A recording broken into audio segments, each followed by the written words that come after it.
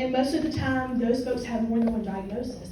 We won't go through my gambit because that's not important, but just know there's more than one there. And as far as substance use is concerned, 70% of the people that's in prison had substance use going on before they went in, right? So whenever they're getting out, who's going to facilitate the connection to the recovery community? We talked a lot today about employers and everything, and I want to get this out because I know that we don't have a lot of time, and I know you barely hanging on because you want something to eat. But, we talked a lot about employment services, and what we found to be proven in Buncombe County is adding that peer mentoring, that peer support specialist services is what's making the employers hire our people. Y'all heard me ask about wages earlier, right? So the employers, they're only paying our people a living wage with benefits because we're attaching those social services to the hire, right? We're not just saying, hey, can you hire our people? We're saying, hey, can you hire them? And I'm available to support them along the way. But when you think about overdoses, when Cody Kinsley had done a presentation for us a couple sessions ago,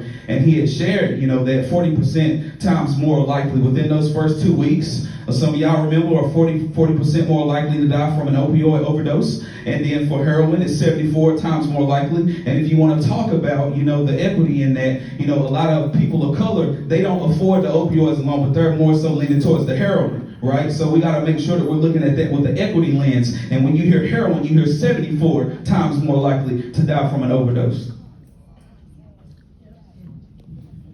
So what is forensic peer support? Forensic peer support embodies the potential of recovery for people who confront the dual stigmas associated with serious persistent mental illnesses and criminal justice involvement. It's already hard enough being a person with a lived experience of substance abuse recovery and mental health recovery, but to throw in the addition of being a previously incarcerated person is even more difficult.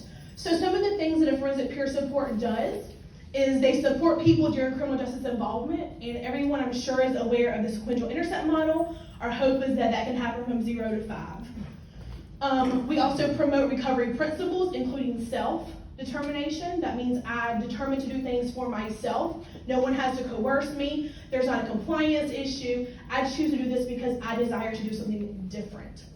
We also educate all stakeholders in the criminal justice system about mental health recovery, and I would like to also add substance abuse recovery and other traumas, because the reality is that trauma in general is one of the primary things that sent us there. No one wakes up and says, you know what, I want to be an inmate today. So something happened. So many things happen, so I want to add trauma into that as well. And then we inspire hope through shared lived experience. Without a lived experience, you don't have the ability to be a forensic peer support. That's really special to that specific credential.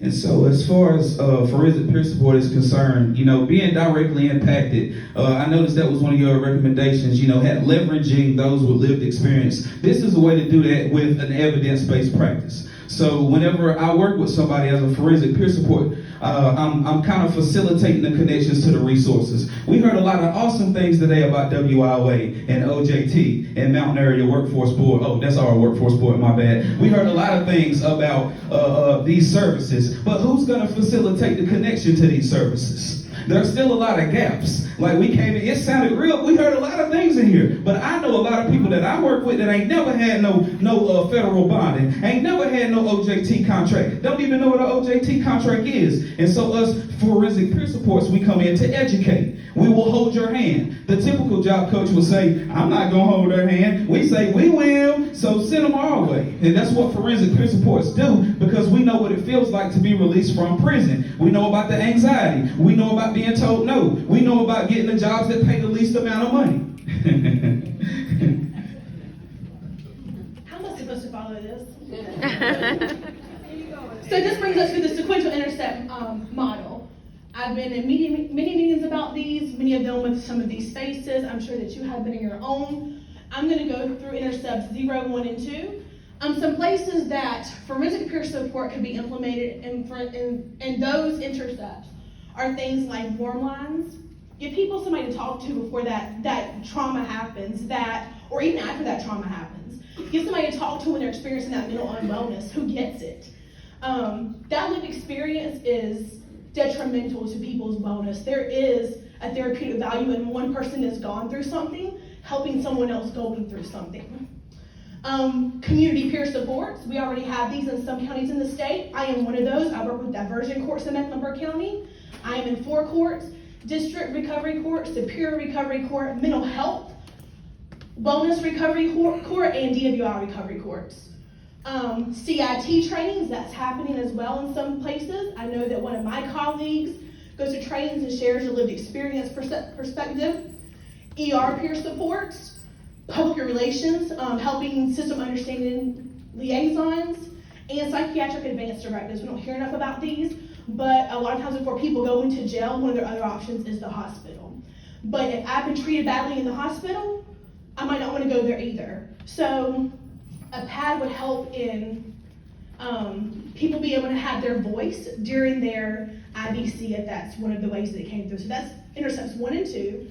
And 3 could be things like court process education. I knew nothing about the system when I walked in those doors, except for that I was in jail and it sucked. Now I do. One day you will see me as attorney, so get ready, y'all. So giving people that education so they know what's gonna happen next. That alleviates a lot of anxiety. That alleviates a lot of behavioral challenges that folks have during their jail stints because they just don't know what's happening. And also, a peer support to help folks navigate their public defender or their attorney.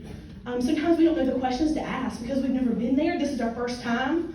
Maybe you're talking to me and I'm coming off a 3-week binger and I'm really just still not well. That person who's been there can help facilitate some of those conversations. And instead of hoping for that 20-year plea that you might get from a public defender and a district attorney, maybe we can talk about some other things and share some other experiences.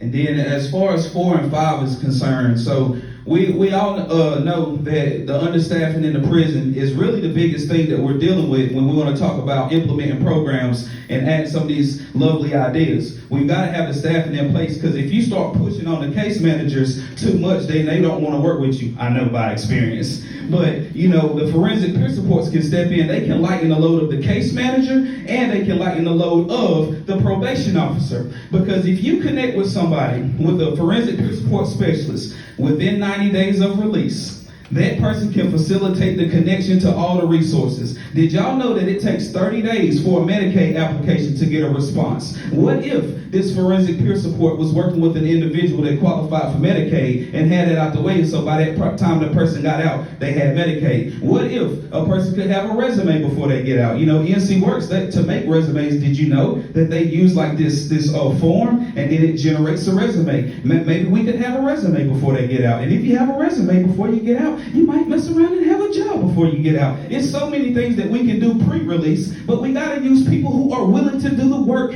pre-release. We gotta use the people who are willing to be in the community. Some people like to be confined to the cubicle, not forensic peer support specialists. I come to your halfway house. As a matter of fact, as a person that's in recovery, my friends own the halfway house. So it's really time for us to start considering investing in the people who are willing to do the hard work. And it's typically the people who have lived experience. And if you want to invest in people who have lived experience and you want to do it in evidence-based kind of way, because everybody like evidence-based, especially when it's got to do with money, then why don't you invest in something like forensic peer support? So the last one we're going to just a little information about what Peer Voice is and what Peer Justice Initiative is. Peer Voice is a grassroots movement for us, by us. Like I said, Pennsylvania has one. Georgia has one as well. South Carolina doesn't, because like I said, stay away from that state. Tennessee does also, as far as I know.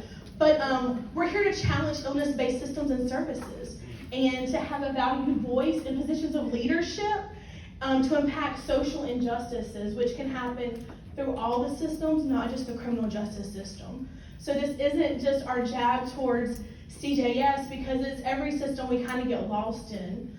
And so a collaborative part of that would be Peer Justice Initiative, and that is folks like Philip and myself who have the lived experience or who are allies for folks like us who allow us to use our voice while supporting us with their own specific clout and things of that nature to help use our leadership skills, because if I can run a gang, I can run a business.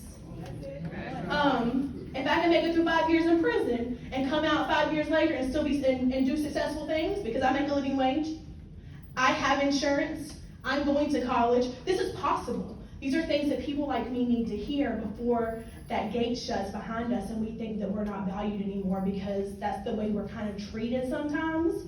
Our biggest job as forensic peer supports is to give folks hope while they go